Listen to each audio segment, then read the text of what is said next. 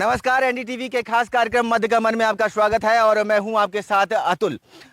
हम आज व्यापारियों के मन को टटोलने की कोशिश करेंगे। एनडीटीवी के खास चुनावी कार्यक्रम मध्य के मन में बहुत सारे व्यापारी हैं जो व्यापार करते हैं। सरकार की नीतियों से उन्हें कितना फर्क पड़ा है, सरकार की नीतियां ठीक है या नहीं है, और तमाम सारे ऐसे बिंदु हैं जिन बिंदुओं को लेकर हम व्यापारियों के मन तक पहुंचने की कोशिश करेंगे और बल्कि उनके मन की बातों को आप तक पहुंचाने की भी कोशिश करेंगे। आप देख रहे हैं एनडीटीवी का खास कार्यक्रम गुना शिवपुरी संसदीय क्षेत्र से, जहां से कांग्रेस के प्रत्याशी हैं राव यादवेंद्र सिंह यादव और बीजेपी के प्रत्याशी हैं ज्योतिरादित्य सिंधिया। दोनों के बीच में मुकाबला है और दोनों के बीच में 4 जून को जो परिणाम आएंगे वो किसके पक्ष में होंगे ये तो आने वाला वक्त बताएगा। लेकिन फिलहाल व्यापारी क्या बताते हैं उनसे बातचीत करते हैं। बहुत स्वागत है आप सबका हमारे इस कार्यक्रम मध्य के मन में, और हम अब मध्य के मन में शुरुआत करते हैं आपसे। क्या व्यापार करते हैं, नाम बता दीजिए। मेरा ड्राई फ्रूट का व्यापार है। मेरा नाम रमन है। रमन जी, क्या ड्राई फ्रूट का व्यापार करते हैं? तो ड्राई फ्रूट का व्यापार करते हैं, सरकार की नीतियां कैसी हैं? क्या लगता है आपको कि बहुत सारी नीतियां ऐसी हैं जिन्होंने परेशान किया व्यापारी को, या लगता है कि चीजें आसान हुई हैं? चीज़ें काफ़ी हद तक बहुत आसान हुई हैं, क्योंकि 10 साल से हम देख रहे हैं कि मोदी जी एक बहुत पूर्ण बहुमत लेके सरकार में हैं। तो कई सारी चीज़ें हैं जो बहुत पहले मुश्किल थी, जो अब काफ़ी आसान हैं। हालांकि समस्याएं व्यापारियों को पहले भी रही हैं और हमेशा रहती हैं, और हम कोशिश और आशा उनसे यही करते हैं कि जो समस्याएं हैं और आगे जो आएंगी उनको, उन समस्याओं को बीजेपी शासन में सुना जाएगा और उनको अच्छे से हल किया जाएगा। और जहाँ भी व्यापारी को परेशानी आती है, जो भी तकलीफ होती है व्यापार करने में, टैक्स को लेके या माल को आने जाने को लेके, ट्रांसपोर्टेशन को लेके, उसकी सुरक्षा को लेके जो भी परेशानियाँ होती हैं, तो सभी व्यापारियों को ऐसी उम्मीद है कि हमारे जो शिवपुरी से जो प्रत्याशी हैं महाराज ज्योतिरादित्य सिंधिया बहुत लोकप्रिय प्रत्याशी हैं। वो व्यापारियों के मध्य रहते हैं, उनकी समस्याओं को समझते हैं। मैं इससे पहले भी हमारे कैट का या हमारे क्या कहते हैं जो है एक व्यापारिक की बड़ी संस्था है ग्वालियर से, वहाँ से उनके चेयरमैन आए थे, उन लोगों के बीच में भी रहा। तो काफ़ी हद तक व्यापारियों ने समझा कि वो बहुत हद तक जो है व्यापारी की बात को सुन के और उनके समाधान के लिए हमेशा तत्पर रहते हैं। हमेशा तत्पर रहते हैं, ऐसा इनका कहना है। इनका कहना है कि सरकार जिस प्रकार से काम कर रही है वो कहीं ना कहीं लोगों के, व्यापारियों के सरलीकरण की दिशा में काम करती हुई दिखाई दे रही है। और भी कुछ लोग हैं। एक जो मुद्दा है, प्रधानमंत्री कहते हैं कि जो कांग्रेस है या जो विपक्ष है वो सर्वे कराने की बात कर रहा है अपने मैनिफेस्टो में, और सर्वे कराने की बात कर रहा है तो फिर संपत्ति का सर्वे होगा तो फिर संपत्ति किसी विशेष समुदाय में बांटी जाएगी, ऐसा प्रधानमंत्री का कहना है। आप क्या कहते हैं, क्या वास्तविकता में सर्वे कोई गलत काम है, नहीं कराना चाहिए कांग्रेस को? मेरा कहने का मतलब तो ये है कि अब कांग्रेस बची कहाँ है, उसके बाद प्रत्याशी नहीं है चुनाव लड़ाने के लिए। नहीं, सर्वे की बात कीजिए। सर्वे की बात कर रहा हूँ मैं, अब वहीं पर आ रहा हूँ मैं। उनके बाद प्रत्याशी नहीं है चुनाव लड़ने के लिए, करेंगे क्या? वो कहाँ से सर्वे कराएंगे?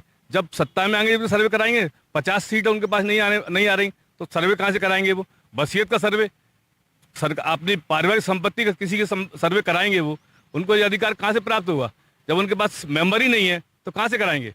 व्यापारी तो टैक्स देता है ना, और व्यापारी जब टैक्स देता है अपनी इनकम पर, हम भी टैक्स देते हैं, सब लोग टैक्स देते हैं। जो हमने कमाया हुआ है फिर उसके ऊपर कहते हैं कि वो अगर आप मृत्यु हो जाएगी तो फिर इसके बाद में संपत्ति का बंटवारा होगा। ये तो उनकी बहुत ही ओछी सोच का परिणाम है कि वो कह रहे हैं कि हम संपत्ति का सर्वे करवाएंगे, वसीयत करवाएंगे। जो नियमानुसार जो होता है वसीयत का, संपत्ति का, वो तो उनको पैतृक संपत्ति मिलती ही है।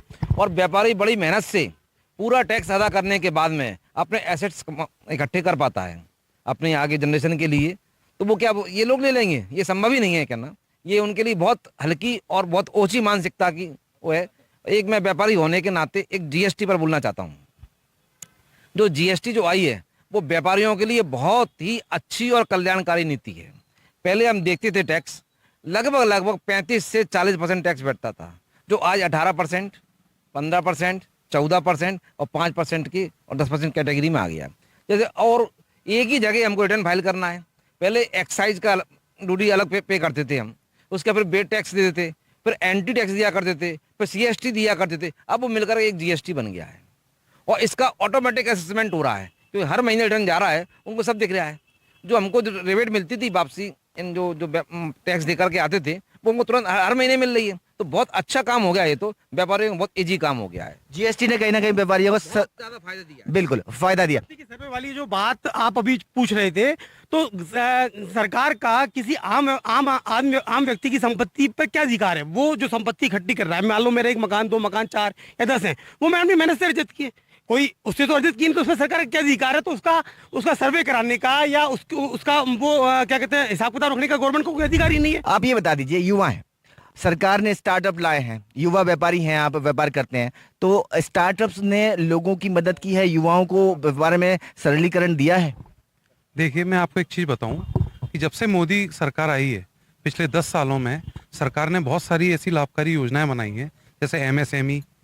इस एमएसएमई में छोटे छोटे व्यापारियों को बहुत लाभ हुआ है। आज आप देखिए 10 लाख रुपए तक का लोन बैंक से बिना किसी मॉर्गेज के, बिना किसी संपत्ति को रखे हुए मिलता है। वो बहुत आसानी से उपलब्ध हो जाता है।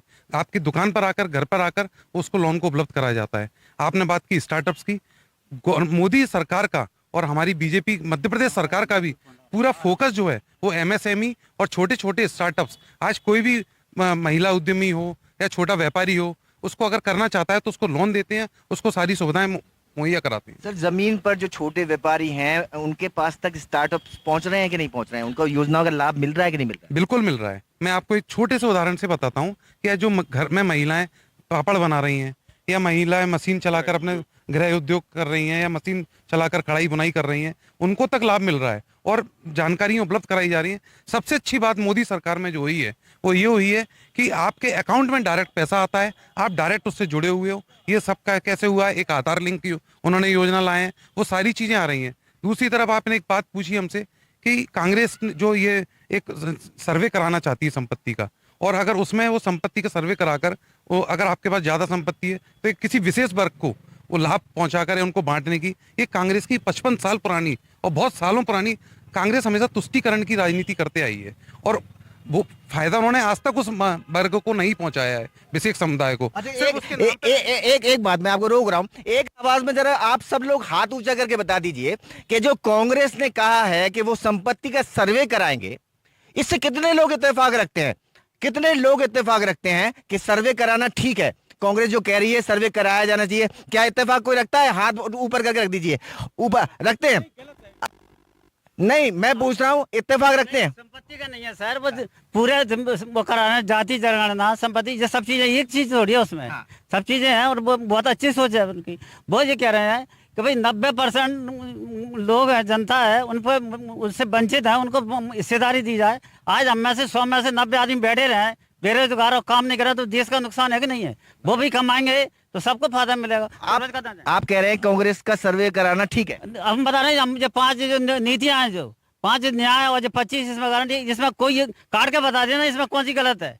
आप उनको बता रहे हैं ये पूरे देश में किया है, इसमें एक भी बंदी बता दो 25 में, ये सबके जनता सबके है, और इसमें कोई जाति विशेष, धर्म विशेष की बात कहाँ है सर? युवा न्याय है, युवाओं के लिए बैठे हैं, बेरोजगारी वो चल रहे हैं, उनको वो अंदर अप्रेंटिसशिप वाली स्कीम निकाली है और उसको कमाएंगे, खाएंगे और होशियार बनेंगे तो ये सभी को फायदा होगा, प्राइवेट और सरकारी कंपनियों को। हमारा ये कहना है, अब नारियां, महिलाओं के लिए जो सरकार शिवराज जी ने लगाई, अब उसको और बढ़ाना चाहते हैं। ये अब 1 लाख का देते हैं तो महिलाओं के पास अगर धन जाता है तो पूरे देश का उन्नति है। घर घर के परिवार को महिलाएं पैसा को संभाल के रखती है। 55 साल ने तो कांग्रेस ने कभी नहीं सोचा था कि महिलाओं को और युवाओं को, अरे देखो समय होता है, वही योजना दी है। तो जब कर्नाटक में लागू हुई नहीं, आप कांग्रेस सिर्फ तुष्टीकरण की राजनीति करना चाहती है, आप थोड़ा बात कर लेते, देश को खुशकना चाहती है और को उनका वोट बैंक चाहती पूरा, और उनके लिए पूरा 60 साल में कुछ भी नहीं किया, उनको सिर्फ वोट बैंक माना है उनका। आज साहब हम अपनी संपत्ति का मेरा 100 रुपए मैं लोगों को क्यों बांटूंगा? युवा आदमी है, वो खुद कमाए और खुद खाएं। देश के लोग समझदार हैं, सब समझ चुके हैं। एक बात और कहना चाहता हूँ मैं, एक बात और कहना चाहता हूँ कि विपक्षी आदमी, विपक्षी पार्टियां आज ये कह रही हैं, एक मिनट साहब, अब ये तो बात है आपको पता है कितना वो हो रहा है। 22 लोगों के पास हिंदुस्तान में सबसे बड़े 22 के पास कितनी संपत्ति है? जितनी 70 करोड़ जनता के पास है, तो उसमें पॉलिसी बदलना, किसी की संपत्ति नहीं छीननी, उसमें ये बात गलत है। संपत्ति नहीं छीन रहे हम। अब ऐसे क्या राहुल गांधी की संपत्ति का सर्वे होगा? क्या सोनिया गांधी की संपत्ति का सर्वे होगा? क्या स्वर्गीय राजीव गांधी की संपत्ति का सर्वे होगा? क्या इंदिरा गांधी की संपत्ति होगा? क्या रॉबर्ट वाड्रा की संपत्ति का सर्वे होगा? इस चुनाव में केवल देश के गरीबों की संपत्ति, मध्यम वर्ग की संपत्ति का सर्वे होगा। इस चुनाव में बात और हमारे 100 रुपए लेके पार्टी जिस देश में रह रहा क्या है, सर? क्या मुस्लिम कंट्री में देखिए, आपके हिंदू लॉ अलग से लागू है क्या? मुस्लिम कंट्री में नहीं है, क्यों नहीं है? तो यहाँ क्यों जाति भेद तो यहाँ पहले कांग्रेस ने किया ना, कि मुस्लिम लॉ अलग से चालू कर दिया, हिंदू लॉ अलग। बताइए जाति भेद किसने चालू किया है? आज हम हमारे यहाँ 200 वर्ष से राज्य किया इंग्लैंड में, नहीं किया गया नहीं। और तो आज हमारे मूल का आदमी वहाँ का प्रधानमंत्री कैसे बन गया? क्या हमारी नीति है? आप उस बात को समझो। सवाल एक मिनट रुकिए। सवाल ये है कि कांग्रेस ये पूछ रहे हैं कि कांग्रेस ने कहा है कि वो सर्वे कराएगी, आर्थिक सर्वे कराएगी, संपत्ति का सर्वे कराएगी। ये पूछते हैं कि कांग्रेस सोनिया गांधी की आर्थिक सर्वे का कराएगी क्या, राहुल गांधी का कराएगी क्या, वाड्रा का कराएगी क्या? देखिए, इनका सवाल बिल्कुल सही है ना, और कांग्रेस अपनी जगह बिल्कुल सही है। मैं आपकी जानकारी में ये लाना चाहता हूँ कि केवल 22 परिवार ऐसे हैं इस हिंदुस्तान में जिनके पास इतनी संपत्ति है जो 70 करोड़ लोगों के पास है। अब सवाल ये खड़ा होता है कि आज ये देश की स्थिति ये है कि आर्थिक रूप से कमजोर वर्ग और आदिवासी, हरिजन, पिछड़ा वर्ग वाले लोग, इनकी संख्या लगभग 85 से 90% है इस देश में, ठीक है। और नौकरियों में जो उनका प्रतिशत है बहुत कम है, संपत्ति में बहुत कम है। राहुल गांधी जी का जो कहना है वो 100% सही इसलिए है कि वो इस तरह का सर्वे जब कराएंगे तो केवल जातिगत सर्वे नहीं होगा, उसमें आर्थिक सर्वे भी होगा और ये देखा जाएगा कि जो संपत्तियां हैं, एक भ्रम जो फैला रहे में सैम प्रतोदा जो कह रहे हैं सही कह रहे हैं, बिल्कुल सही कह रहे हैं। सैम प्रतोदा सही कह रहे हैं, ये कह रहे हैं सैम प्रतोदा सही कह रहे हैं। आप मैं भाई साहब से एक मिनट मैं भाई साहब से बात पूछना चाहता हूँ कि अभी इनने बोला कि आदिवासी, पिछड़ा वर्ग या जिन लोगों का ये बोल रहे हैं कि साहब उनके पास संपत्ति बहुत कम है, क्यों भैया 10 साल में कम हो गई क्या? आप 60 साल आपने शासन करा कांग्रेस का, आपने जब उनके लिए क्यों नहीं सोचा? जब आपके दिमाग में नहीं आई, आज ये क्यों बात आ रही है? जब आपके पास कोई मुद्दा नहीं बचा, आप सब लोग इकट्ठे हो गए, पूरे विपक्षी लोग, मोदी इतना ताकतवर हो गया देश में कि आप सब लोग घेर के भी उसको नहीं पचीट पा रहे, तो आपने कुछ तो भी अपना फजूरा आपस में लड़ाने। वसीयत टैक्स कांग्रेस की ओछी मानसिकता को दर्शाती है। ये कह रहे हैं कि हम संपत्ति का सर्वे कराएंगे, और एक अमेरिका में कानून है जिसको दिलचस्प कानून बताते हैं सैम प्रतोदा, तो उन्होंने जो सहमत है आप नहीं है? नहीं, जो अपने सहमत तो जो नहीं है कि भारतवर्ष के अंदर जो अभी चल रहा है आदिवासियों का विशेष तौर पे, उन आदिवासियों के लिए अपन जो कर रहे हैं उचित मूल्य, उनके पास वो पैसा पहुंचे ही नहीं। पहले जो पैसा पहले पहुंचना था वो उनके पास पैसा पहुंचा ही नहीं। अब ये मोदी सरकार आई है, जब से उन्होंने डायरेक्ट सिस्टम किया है पैसा पहुंचाने का, उससे उनके पास पैसा पहुंच रहा है। इसके पहले उनके पास पैसा पहुंचा ही नहीं था। चलिए, तो अब एक मिनट में आ रहा हूँ, आपसे विषय पे आ रहा हूँ, मुझे भी तो कंसेप्ट पे रहने दीजिए। हम थोड़ा सा चलते बात करते हैं, और मैं कुछ लोगों से बात करता चलूंगा। अब विषय ये है कि जब व्यापारी व्यापार कर रहा है, व्यापारी को क्या लगता है कि सरकार ने अभी तक जो किया है उससे व्यापारी की कठिनाइयां बढ़ी हैं या कठिनाइयां कम हुई हैं? अभी तक मोदी सरकार ने जितने काम किए हैं वो बहुत अच्छे काम किए हैं और वो नेक कायम है। 2023 में विश्वकर्मा पीएम विश्वकर्मा योजना लागू की उनने, प्रधानमंत्री विश्वकर्मा योजना, उसमें छोटे जो बेचारे छोटे लोग हैं, जो कारीगर, दर्जी, मोली, मोची या जो मूर्तिकार हैं या जो चटाई बनाने वाले हैं, उनको जो प्रशिक्षण देके उनको लोन देने की व्यवस्था। और 2024 में उन्होंने जो प्रधानमंत्री स्वनिधि योजना चालू की है, उसमें छोटे सब्जी के ठेले लगाने वाले, रेहड़ी के ठेले लगाने, छोटे चाट वगैरह बेचने वाले जो रेहड़ी वाले हैं, उनके लिए उन्होंने योजना चालू की है। उनको किस्तों में लोन पहले 10,000 रुपए का मिलेगा, फिर 20,000 रुपए मिलेगा, वो उससे अपना जीवन यापन रोजगार कर सके। उससे बहुत लोग फायदा भी ले रहे हैं। चलिए, आप ये बता दीजिए कि आप स्टार्टअप जो हुए हैं उनसे रोजगार पैदा हुए हैं या नहीं? सबसे पहली बात तो है ना, ये है कि देश की मोदी जी ने सोच को बदल दिया है। जो युवा पहले नौकरी के उस पे जाते थे, विदेशों के लिए भगते थे, आज वो स्वयं का काम करने के लिए अपने यहाँ पे अपने गृह स्थान पे ही वहीं पे काम करने के लिए। शिवपुरी शहर में ऐसे बहुत से इंजीनियर और सीए मिल जाएंगे आपको जो कि नौकरी छोड़ के उन्होंने अपना खुद का बिजनेस किया है, स्टार्टअप शुरू किया है। उनको अर्थव्यवस्था में इसका बहुत बड़ा योगदान है। जो आज देश की अर्थव्यवस्था मोदी जी के टाइम में पूरे विश्व में सबसे नंबर 1 हुई है, और जिस ग्रोथ से वो बढ़ रही है, ये केवल मोदी जी की दूरदृष्टि का नतीजा है जो वो अप्लाई करते हैं। मोदी जी की योजना है जो है बांग्लादेश के घुसपैठिए अपने देश में नहीं आ रहे। पता है क्यों नहीं आ रहे? क्योंकि बांग्लादेश हमसे 1.5 गुनी आमदनी कमा रहा है और हम उससे पिछड़ गए। ये हो रही है उपलब्धि, आप देख लो। हम बता रहे हैं बांग्लादेश जानकारी नहीं। देखिए, तो मैं आपके माध्यम से एनडीटीवी के प्रबुद्ध दर्शकों से एक बात कहना चाहता हूँ। देखिए, बेरोजगारी की जो परिभाषा है वो ये है कि जो आदमी रोजगार करने में सक्षम है और रोजगार ढूंढ रहा है उसे बेरोजगार माना जाता है। आपकी जानकारी के लिए बता दूं कि 35 से 40% ऐसे लोग जो रोजगार करने में सक्षम है लेकिन निराश होकर घर बैठ चुके हैं। बचे कितने? 60%। 60% में मैं आपको ये इनको बेचारों को पता नहीं है, ये पोजीशन है कि जो पढ़े लिखे नौजवान है उनमें 68% बेरोजगार है और पिछले 46 वर्षों में बेरोजगारी की दर इस समय सबसे टॉप पे चल रही है। और जिसको ये कह रहे हैं ना कि इतनी इतनी योजनाएं बनाई, ये बनाई, और डायरेक्ट वाला 91 में मैं ब्रांच में था, 91 में डायरेक्ट हमारे यहाँ से पैसा जाता है, उसका जो अनुदान मिलता। सर, मोदी जी ने जो कुछ किया है सब खराब किया है या कुछ अच्छा किया? कांग्रेसी क्या मानता है? मेरा मानना ये है कि मोदी जी ने देश का बेड़ा गर्क कर दिया है। जी हाँ। और एक छोटा सा उदाहरण दे दूं, मोदी जी ने इतना उठे हुए हैं कि विपक्षी लोग सिलेंडर में जब सब्सिडी मिलती थी, ये नहीं कह रहे कि हम जीतेंगे, वो ये कह रहे हैं कि इनकी 4 सीटें नहीं आएंगी। अतुल जी, जब भारत आजाद हुआ था, जब देश आजाद हुआ था, देश में श्रेणी बनती थी, बड़े बड़े डैम, IIT, IIM, AIM, कौन ने हिसाब किए? ये जवाहरलाल जी की योजना थी, इंदिरा गांधी ने। थे कुल इंडिया में 7 कॉलेज थे, आज कितने? राजीव गांधी कहते थे कि मैं 100 रुपए डालता था और नीचे के आदमी के बाद 5 पैसा पहुंचता था।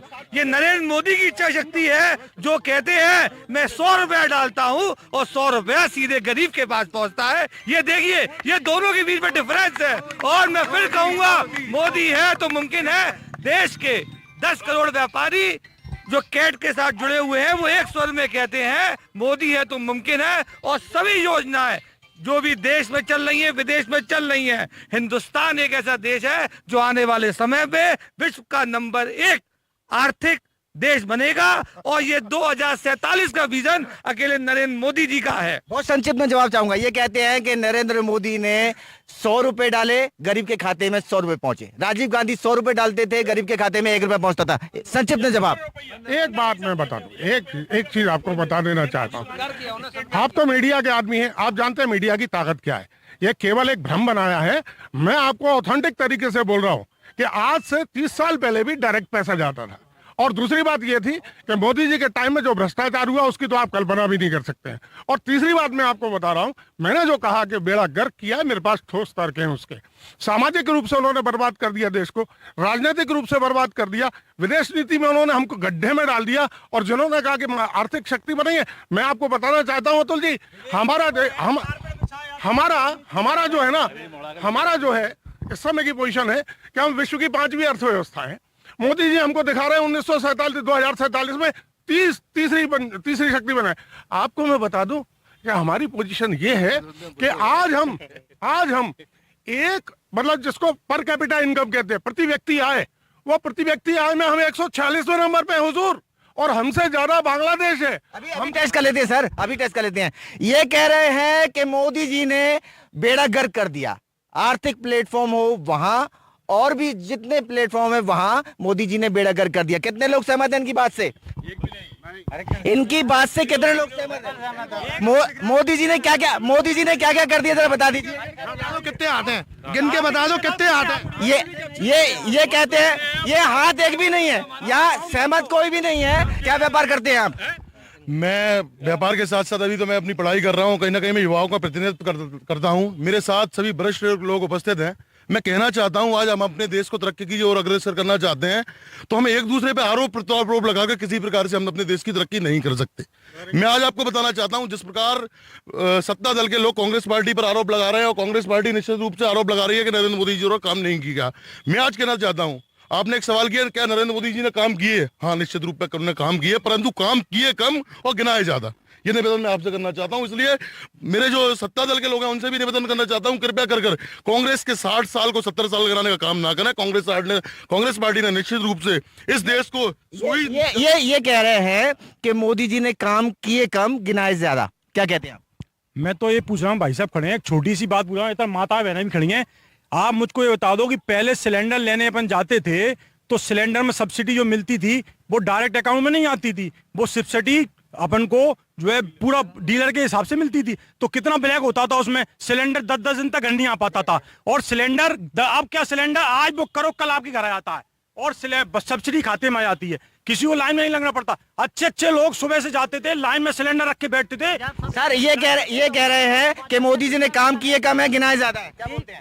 नहीं, मैं तो उन्हें जो गिनाते हैं वो यथार्थ में है, काम ऐसा नहीं है कि वो जो गिनाने वाली नहीं है। आप चाहे 370 कह लो, 3 तलाक कह लीजिए, दिख रहा है, रोडें देख लो, आप शौचालय देख लो, गरीबों को मकान बने, इतने बड़े बड़े काम जो मोदी जी ने करे वो 60 साल के कार्यकाल में, कांग्रेस के कार्यकाल में कभी नहीं। एक बात मैं कहना चाहूंगा, आप व्यापारियों के हित की अगर बात करते हैं, शिवपुरी में हमारे जो उम्मीदवार हैं, प्रत्याशी हैं भारतीय जनता पार्टी के, महाराज साहब ज्योतिरादित्य सिंधिया जी, अगर वो जीतते हैं तो निश्चय ही यहाँ का व्यापारी अब एक अच्छे वातावरण में व्यापार कर सकता है, और उनके संरक्षण में और उनकी जो योजनाएं लाते हैं। आप ये बता दीजिए, कोई छोटा सा उम्मीदवार या कभी कोई 1000 500 करोड़ की योजनाएं ला सकता है? एक महाराज साहब अकेले एक ऐसे प्रत्याशी हैं जो करोड़ों रुपए की योजनाएं लाते हैं, और आने वाले टाइम में भी लाएंगे। जैसे एनटीपीसी कॉलेज है, यहाँ एनटीपीसी कॉलेज खुलवाया, महाराज नहीं खुलवाए ना, उन्हीं की डॉक्टर साहब थे, उन्हें बहुत योजना लागू गई, और अगर सिंधिया जी में ऐसी दम थी तो वो बदले क्यों, वो खड़े होते। जब पिछली बार जब उनको 1.25 लाख से हटाया, तो फिर दोबारा पार्टी बदलने की जरूरत क्या पड़ी थी उन्हें? डूबते जहाज में कौन बैठना पसंद करेगा? आज कांग्रेस में था, कांग्रेस का विरोध था, उसकी विचारधारा का विरोध था। सिंधिया जी न पहले हारे कभी और न कभी जिंदगी में हारेंगे, वो कांग्रेस का विरोध था, कांग्रेस की विचारधारा का विरोध था, जो देश विरोधी। आपने टाइटैनिक देखो, ये जो वार्ता है, इसमें अब किसी पे आरोप प्रत्यारोप लगाना बिल्कुल व्यापारिक वार्ता है, ये एक व्यापारिक चर्चा है। और मैं तो सीधी सी 2 बात कहना चाहूंगा, जो कांग्रेस के पृष्ठभूमि के लोग हैं, जो बीजेपी की पृष्ठभूमि के लोग हैं, कांग्रेस के लिए कांग्रेस के लोगों ने अच्छा काम किया, बीजेपी के लिए बीजेपी के लोगों ने अच्छा काम किया। मैं तो एक बात कहना चाहता हूं कि जब से मोदी जी सत्ता में आए हैं, देश का मान, देश का स्वाभिमान, और देश के युवाओं में, बड़े लोगों में, बुजुर्गों में जो एक देशभक्ति के, देश प्रेम की जो भावना थी, जो विलुप्त हो गई थी, वो दोबारा से पैदा हुई है। अंत में मैं एक चीज और कहना चाहूंगा कि मेरा जो कांग्रेस के भाई साहब लोग खड़े हैं, इनसे निवेदन है कि आप लोग, एक क्या होता है कि एक मजबूत विपक्ष भी जरूरी होता है, तो आप लोग घर से निकलिए और लोगों से जुड़िए। आपका भी भविष्य में आपका भी सब लोग साथ देंगे, लेकिन आप घर से निकल के लोगों से जुड़िए जरूर। ये देशभक्ति की बात कर रहे हैं। मोदी जी ने सेना का कितना नुकसान किया है कि उसको देशद्रोह की श्रेणी में रखा जाना चाहिए। आपकी जानकारी के दौरान 56,000 से लेकर 61,000 तक सैनिक हर साल रिटायर होते थे, हर साल इतनी भर्ती होती थी। उन्होंने उठा के ये 4 साल की वो कर दी, मेरी बात पूरी हो जाने दीजिए। मोदी जी ने नुकसान किया है, सेना को नुकसान पहुंचाया है, ऐसा इनका कहना है। कितने सहमत हैं आप? आज आप देखिए, आदरणीय भाई साहब जी कह रहे हैं कि सेना को नुकसान पहुंचा है। मैं कहता हूं मोदी जी की नीतियों से आज विदेश में और जो देश हमारी तरफ आंख उठाकर देखते थे, सेना का मनोबल बहुत ऊंचा है, और सेना का मनोबल ऊंचा नहीं होता। जो कश्मीर में पत्थर फेंकते थे सेना के ऊपर, वो आज फेंकना बंद हो गए, सबको काम मिल गया। रामनवमी पर लाल चौक में, रामनवमी पर लाल चौक से जुलूस निकलते हुए पूरे देश की जनता ने देखा, निकला। कांग्रेस से तो मुक्त होना अधिक मतदान के लिए तो आप सबको करेंगे मतदान, इसको लो, बहुत अच्छा। देखिए साहब, बिल्कुल एक अच्छी चीज है, और मतदान हम सबकी जिम्मेदारी है। हम निश्चित तौर पर मतदान के लिए अपने लोग जो आसपास रहते हैं, या अपने दोस्त, या फिर अपने परिवार के लोग, उन सबको जागृत भी करें और मतदान करने जरूर जाएं, क्योंकि मतदान एक ऐसी शक्ति है जो कहीं ना कहीं हमारे देश की सरकार बनाती है, और हमें एक निष्पक्ष सरकार चुनने में अपनी ओर से एक शक्ति प्रदान करती है। तो आप और हम सब मिलकर आने वाली 7 तारीख को मतदान जरूर करें। और ये जो 10 नारे लगवा रहा हूं मैं कहूंगा, आप लोग बोलेंगे करेंगे मतदान, देश हित में 100%, राष्ट्र हित में करेंगे मतदान, मुद्दों के आधार पर करेंगे मतदान, सुरक्षित भारत के पक्ष में करेंगे मतदान, मजबूत भारत के पक्ष में करेंगे मतदान, आत्मनिर्भर भारत के पक्ष में करेंगे मतदान, सनातन के पक्ष में करेंगे मतदान, देश विरोधी षड्यंत्रों को उखाड़ फेंकने के पक्ष में करेंगे मतदान, संकल्प भारत का, भारत के उत्थान का। जय माता की जय। तो ये जो संकल्प है, इन्होंने मतदान के लिए प्रेरित किया। प्रेरित करने का उद्देश्य सीधा सीधा ये है कि आपके आसपास जो भी प्रत्याशी हैं, चुनाव आयोग ने बाकायदा KYC दी हुई है, नो योर कैंडिडेट। आप अपने कैंडिडेट को देखिए, परखिए और जो आपको उचित लगता है उस उम्मीदवार को चुनिए, लेकिन मतदान जरूर करिए। व्यापारियों से हम चर्चा कर रहे थे, चर्चा हो रही थी गुना शिवपुरी संसदीय क्षेत्र में, और यहां से प्रत्याशी हैं राव यादवेंद्र सिंह यादव जो कांग्रेस के हैं, और बीजेपी से प्रत्याशी हैं ज्योतिरादित्य सिंधिया। दोनों के बीच मुकाबला है। 4 जून को परिणाम आएगा, 7 मई को मतदान होगा, और इस परिणाम में क्या कुछ आएगा ये अभी देखना बाकी है। फिलहाल अपने कैमरा साथी नितिन शर्मा के साथ इस जगह से मुझे दीजिए इजाजत। अतुल गौड़, NDTV।